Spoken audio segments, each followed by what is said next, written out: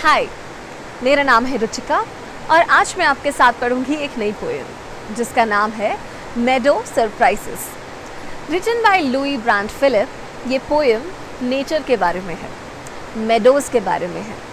Meadows का मतलब होता है घास का मैदान, और लुई कहते हैं कि घास का मैदान आपको सरप्राइज़ कर सकता है।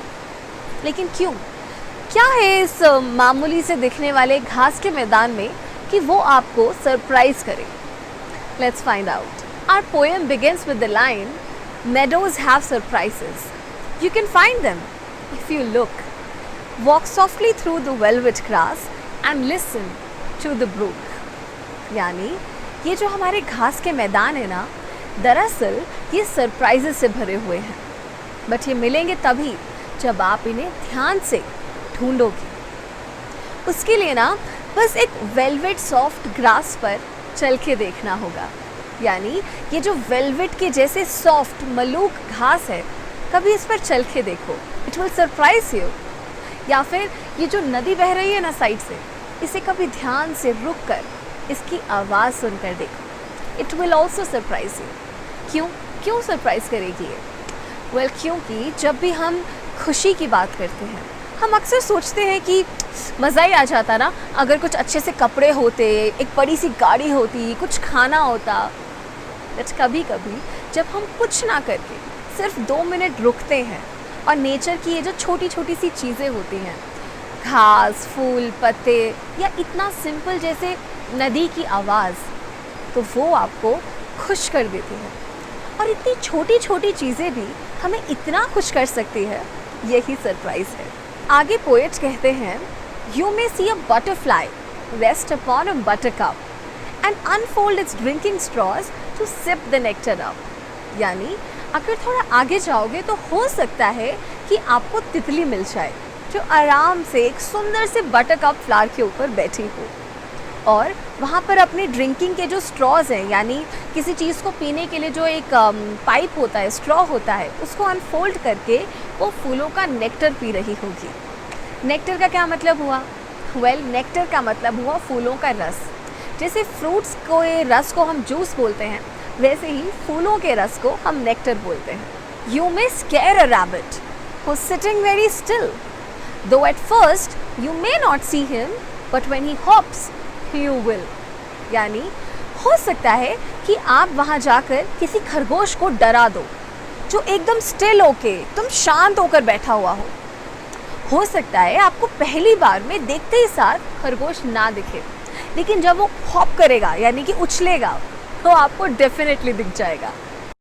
A dandelion whose fuzzy head was golden days ago has turned into an airy parachute that flutters when you blow।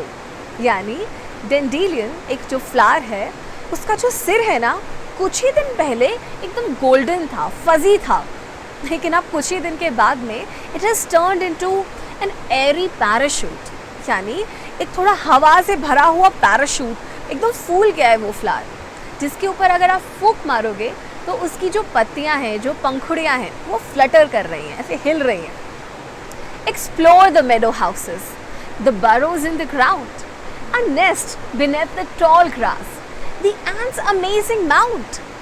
यानी वहाँ जाकर, यानी एक घास के मैदान में जाकर उस मेडो में जो घर हैं उनको एक्सप्लोर करो। देखो कि ग्राउंड में कितने सारे बरोज बने हुए हैं, यानी छोटे छोटी सी होल बने हुए हैं, जैसे रैबिट एक होल में रहता है, राइट?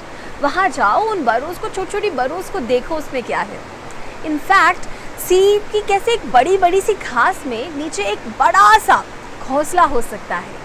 इनफैक्ट देखो कि चींटियों ने, जो इतनी छोटी छोटी सी चींटियां हैं, उन्होंने कितने बड़े अमेजिंग माउंट बना रखे हैं। माउंट यानी चींटियों का घर। देखा है कैसे मिट्टियों का छोटा छोटा छोटा छोटा बट बहुत बड़ा सा अमेजिंग घर बनाती हैं वो। Go and explore them. Oh, the meadows have surprises and many things to tell. You will discover these yourself if you look and listen well। यानी जो मेडोज है ना, ये जो घास के मैदान हैं, इनके पास इतने सारे सरप्राइजेस हैं और इतनी सारी बातें हैं जो वो आपको बता सकते हैं। और ये सारी बातें, ये सारे सरप्राइजेस आप खुद से डिस्कवर कर सकते हो, ढूंढ सकते हो, लेकिन सिर्फ तब जब आप ध्यान से देखोगे और सुनोगे। अब अगर हम इस पोएम को समझें, इसके एसेंस को समझें, तो ऑफ कोर्स ये पोएम नेचर के बारे में है, घास के मैदानों के बारे में है। घास, नदी, फूल, पत्ते, तितली, खरगोश, इन सब के बारे में है। बट मोस्ट इम्पॉर्टेंटली ये पोएम आपके बारे में है, क्योंकि अगर देखा जाए तो चाहे कोई चीज़ कितनी ही सुंदर क्यों ना हो, जब तक हम उसे वक्त नहीं देते, खुद को वो वक्त नहीं देते कि 2 मिनट रुक कर उसे अच्छे से देखें, उसे सुने, तब तक वो चीज़ ना तो हमें खुश करती है, ना ही सरप्राइज। और हमारी लाइफ्स में वक्त ही तो नहीं है। हम लोगों की ज़िंदगी ना एक सेट पैटर्न में बंधी हुई होती है।